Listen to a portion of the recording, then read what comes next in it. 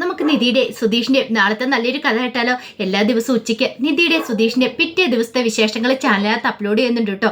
കാണാൻ താല്പര്യമുള്ളവർ കയറി കാണുകയും വീഡിയോ ഇഷ്ടപ്പെടുവാണോ എന്ന് ലൈക്ക് ചെയ്യാനും മറക്കരുതേ.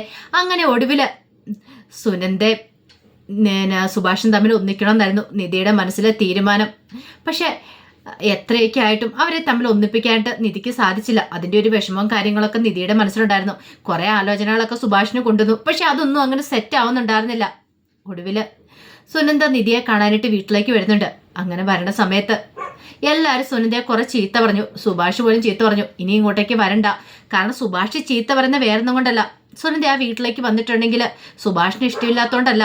സുനന്ദ അതിന്റെ പേരിൽ അമ്മായി കുറെ തല്ലൂന്നൊക്കെ സുഭാഷിന് നന്നായിട്ടറിയാം. പിന്നെ ഇവിടെ വന്നിട്ടുണ്ടെങ്കിൽ പിന്നെ ഈ വീട്ടുകാർക്കും പ്രശ്നമാണ്. തനിക്ക് മാത്രമല്ല തൻ്റെ അനുജന്മാർക്കും അച്ഛനും എല്ലാം പ്രശ്നമാണെന്ന് അറിയാവുന്നതുകൊണ്ടാണ് സുനന്ദയെ വിലക്കുന്നേ.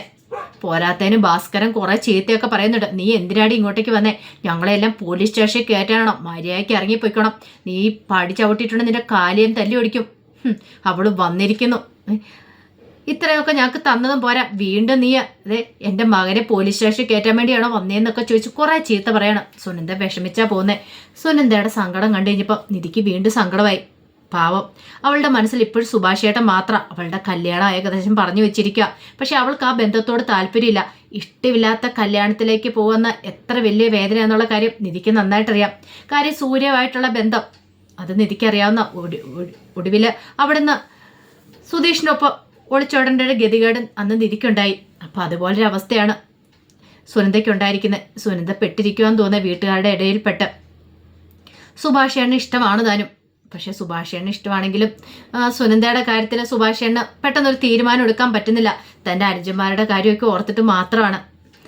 പിന്നീട് സുധീഷിൻ്റെ അടുത്ത് എന്നിട്ട് നിധി പറഞ്ഞു, എനിക്ക് അല്പം സംസാരിക്കാനുണ്ട്, നമുക്ക് പുറത്തു പോയാലോ എന്ന് ചോദിച്ചു. അത് കേട്ടപ്പോൾ സുധീഷിന് സന്തോഷം. ഇവൾ എന്തിനായിരിക്കും പുറത്തേക്ക് വിളിക്കുന്നേ? തന്നെ ഇഷ്ടമാണെന്ന് മറ്റു പറയാനാണോ? സുധീഷിന് ആ ഒരു ചിന്തയാണ്. അങ്ങനെ പുറത്തു പോയി രണ്ടുപേരും കൂടെ ചെന്നിങ്ങനെ ഇച്ചിരി സമയം കഴിഞ്ഞിട്ട് നിധി ഒന്നും പറയണില്ല. പിന്നീട് നിധിയോട് ചോദിച്ചു, അല്ല നിധി, നീ എന്തിനാ എന്നെ വിളിച്ചേന്ന് ചോദിച്ചു. കാര്യം എന്താണെന്ന് വെച്ചാൽ പറ. അതെനിക്ക് പറയാനുള്ള സുഭാഷേൻ്റെ കാര്യമെന്ന് പറഞ്ഞു. സുഭാഷേൻ്റെ കാര്യമോ? അതെ, നമുക്ക് സുനന്ദയുടെ സുഭാഷേൻ്റെ കല്യാണം നടത്തിയാളെന്നൊരു ഒറ്റ ചോദ്യമായിരുന്നു. സുധീഷ് ഞെട്ടിപ്പോയി. നീ എന്തൊക്കെയാ നിധി പറയണമെന്ന് ചോദിച്ചു. അതെ, അവരുടെ രണ്ടുപേരുടെയും വിവാഹം നടത്തണം. സുധീഷിന് എന്നോടൊപ്പം നിൽക്കാൻ പറ്റുമെന്ന് ചോദിച്ചു. ഞാനെന്ത് ചെയ്യാനായിട്ടാ? ഞാനേ സുനന്ദയെ ക്ഷേത്രത്തിൽ വിളിച്ചോണ്ടിരാം. ആ സമയത്ത് സുഭാഷ് എന്നെ വിളിച്ചോണ്ട് സുധീഷ് അങ്ങോട്ട് വന്നാൽ മതി. നമുക്ക് ആരും അറിയാതെ അവരുടെ രണ്ടുപേരുടെയും വിവാഹം നടത്താന്ന് പറഞ്ഞു. സുധീഷ് പറഞ്ഞു, തലയ്ക്ക് ഭ്രാന്തുണ്ടോ നിനക്ക്? ഇതെങ്ങാനും സുനന്ദയുടെ വീട്ടുകാരറിഞ്ഞാൽ പിന്നെ എന്താ ആയിരിക്കും സംഭവിക്കുന്നത്? വീട്ടില് അച്ഛനൊക്കെ അറിഞ്ഞാലോ? അത് നടക്കുന്ന കാര്യമൊന്നുമില്ല.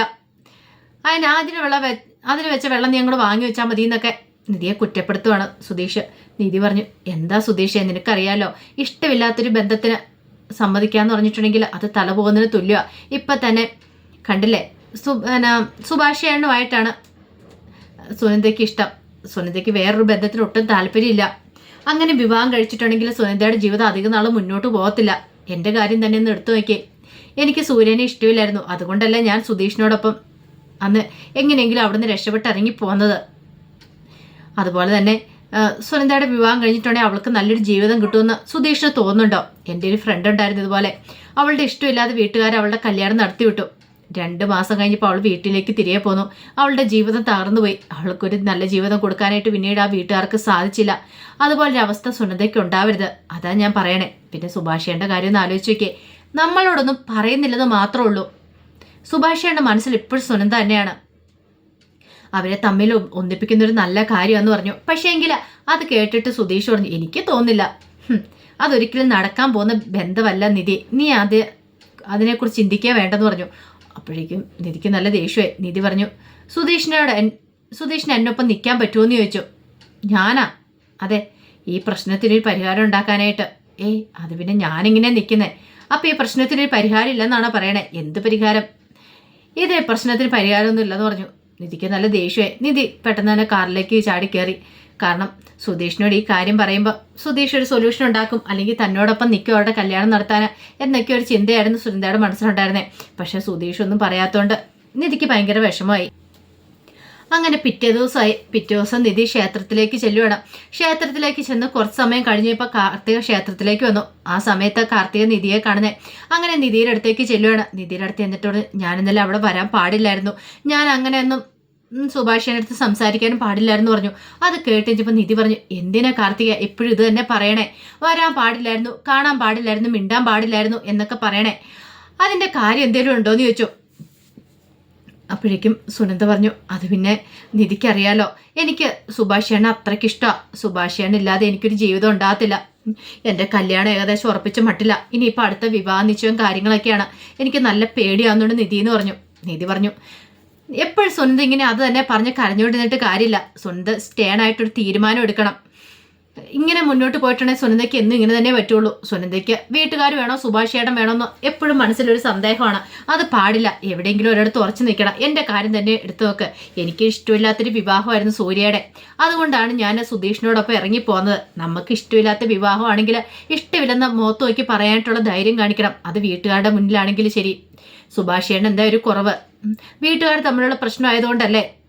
സുനന്ദയ്ക്ക് അറിയാലോ സുഭാഷിയേട്ടൻ എത്ര പാവമാണ്, എത്ര നന്നായിട്ട് നോക്കുന്നുള്ള കാര്യം. സുനന്ദയെ സുഭാഷിയേട്ടൻ തമ്മിലുള്ള വിവാഹം നടക്കുവാണെങ്കിൽ സുഭാഷിയേട്ടൻ സുനന്ദയെ പൊന്നുപോലെ നോക്കുക തന്നെ ചെയ്യും. അതിനൊരു കുറവുണ്ടാകത്തില്ലെന്ന് പറഞ്ഞു.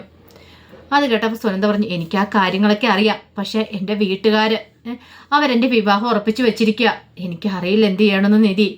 ഒരു പക്ഷേ ഈ വിവാഹം നടന്നിട്ടുണ്ടെങ്കിൽ എൻ്റെ ജീവിതം ഒരിക്കലും നല്ല സ്മൂത്തായിട്ട് മുന്നോട്ട് പോകത്തില്ല. നിധി പറഞ്ഞു, അല്ല സുനന്ദയ്ക്ക് സുഭാഷിയേട്ടനല്ലേ ഇഷ്ടം.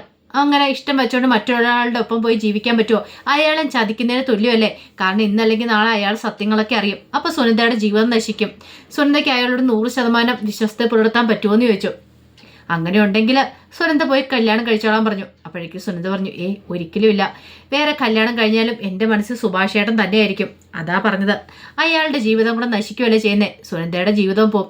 അതിനേക്കാളും ഭേദം സുനന്ദ ആലോചിച്ചൊരു തീരുമാനം എടുക്കുക. സുഭാഷിയേട്ടൻ വേണമെന്നുണ്ടെങ്കിൽ വേണം തന്നെ പറ. എനിക്ക് സുഭാഷിയേട്ടനെ വേണം നിധി. എനിക്ക് സുഭാഷിയേട്ടനോടൊപ്പം ജീവിക്കാൻ ആഗ്രഹം. അങ്ങനെയാണ്, ഇനി ഒന്നും നോക്കണ്ട.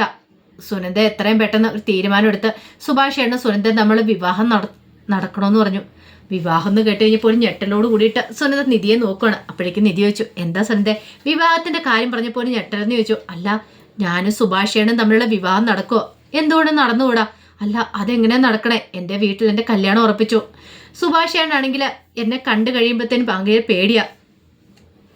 ഒരു പക്ഷേങ്കിൽ സുഭാഷിയേട്ടൻ എന്നെ ഇഷ്ടമുള്ളതുകൊണ്ടായിരിക്കും അങ്ങനെയൊക്കെ. സുഭാഷിയേട്ടൻ ആരും വേദനിക്കുന്ന കാണത്തില്ല. അത് കേട്ടപ്പോൾ നിധി പറഞ്ഞു, കാര്യമൊക്കെ കാര്യം തന്നെയാണ്. പക്ഷെ സുഭാഷിയേട്ടനെ സ്വന്തമാക്കണമെങ്കിൽ കുറച്ച് റിസ്ക് എടുത്തേ മതിയാവുള്ളൂ. അത് കേട്ടപ്പോൾ സുനന്ദ ചോദിച്ചു, ഞാൻ എന്ത് ചെയ്യണമെന്ന് നിധി പറഞ്ഞാൽ മതി. അതൊരു കാര്യം ചെയ്യാം, ഞാനൊരു ഐഡിയ പറയാം. സുനന്ദ ക്ഷേത്രത്തിലേക്ക് വന്ന് വീട്ടിലുള്ളവർ കണ്ടതല്ലേ? അതെ, അരമണിക്കൂറും കൊണ്ട് പെട്ടെന്ന് തിരിച്ചു വരണമെന്നും പറഞ്ഞാൽ വിട്ടിരിക്കുന്നത്. അരമണിക്കൂർ കൂടുതൽ എടുത്തിട്ടുണ്ടെങ്കിൽ അമ്മയ്ക്ക് സംശയം. എന്നൊരു കാര്യം ചെയ്യാം, ഇപ്പം സുനന്ദ വീട്ടിലേക്ക് പോയിക്കോ. ഇപ്പം 8 മണിയായില്ലേ സമയം, ഒരു 10 മണിയാകുമ്പോഴത്തേനും ഇങ്ങോട്ടേക്ക് തിരികെ വരുവാന്ന് ചോദിച്ചു ക്ഷേത്രത്തിലേക്ക്. വീട്ടിൽ ആ സമയത്ത് ആരെങ്കിലും കാണുമോ? അവർ കല്യാണാവസ്ഥനൊക്കെ ആയിട്ട് പുറത്തു പോകുമെന്ന് പറഞ്ഞു. വീട്ടിൽ അച്ഛമ്മ മാത്രമേ കാണത്തുള്ളൂ. അങ്ങനെയാണൊരു കാര്യം ചെയ്യാം, ആ സമയമാകുമ്പത്തേനും നേരെ ഇങ്ങോട്ടേക്ക് പോവാം. 10 മണിയാകുമ്പത്തേനും ഞാൻ സുഭാഷിയേട്ടനും കൂട്ടി ക്ഷേത്രത്തിലേക്ക് വരാം. ഇന്ന് തന്നെ നിങ്ങളുടെ കല്യാണം നടക്കണമെന്ന് പറഞ്ഞു. ഇന്ന് തന്നെയോ? അതെ. പറ്റുമോ ഇല്ലയോ എന്ന് ചോദിച്ചു. അത് കേട്ട് ഒരു നിമിഷം ആലോചിച്ചിട്ട് സുനന്ദ പറഞ്ഞു, ശരി ഞാൻ വരാമെന്ന് പറഞ്ഞു.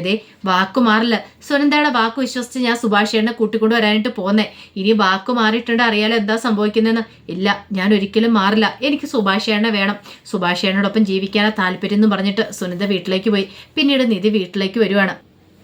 പിന്നീട് നിധി വീട്ടിലേക്ക് വന്നിട്ട് സുധീഷിനോട് നികേഷിനോട് ഹരീഷിനോടും ഒക്കെ ഇതിനെക്കുറിച്ച് സംസാരിക്കുകയാണ്.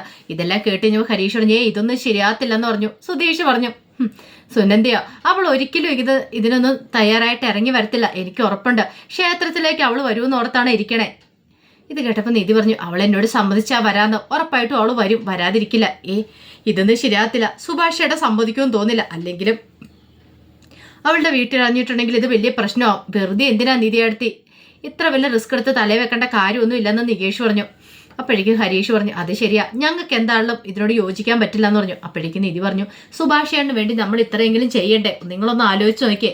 പാവ സുഭാഷിയേട്ടന് നല്ലൊരു ജീവിതം കിട്ടണ്ടേ? എത്ര പെണ്ണിനെ പോയി കണ്ടു, ഒന്നെങ്കിലും സെറ്റായോ? ഇല്ലല്ലോ. അതുപോലെ തന്നെ സുനന്ദയുടെ കാര്യം. സുനന്ദയ്ക്ക് വേറൊരു വിവാഹം വന്നിട്ടുണ്ടെങ്കിൽ സുനന്ദയ്ക്ക് ഒപ്പം നല്ലൊരു ജീവിതം ഒരിക്കലും ഉണ്ടാവാനായിട്ട് പോകത്തില്ല. അതുകൊണ്ടാണ് ഞാൻ പറയണേ, സുനന്ദയുടെ സുഭാഷിയേട്ടൻ്റെ വിവാഹം നടക്കണമെന്ന്. നമുക്ക് ഒരു തവണ ഒന്ന് ശ്രമിച്ചൂടെ? ഒരുപക്ഷെ സുനന്ദ ഇറങ്ങി വരുവാണെങ്കിൽ സുഭാഷേൻ്റെ സുനന്ദയുടെ വിവാഹ ക്ഷേത്രത്തിൽ വെച്ച് നടത്താമെന്ന് പറയണം.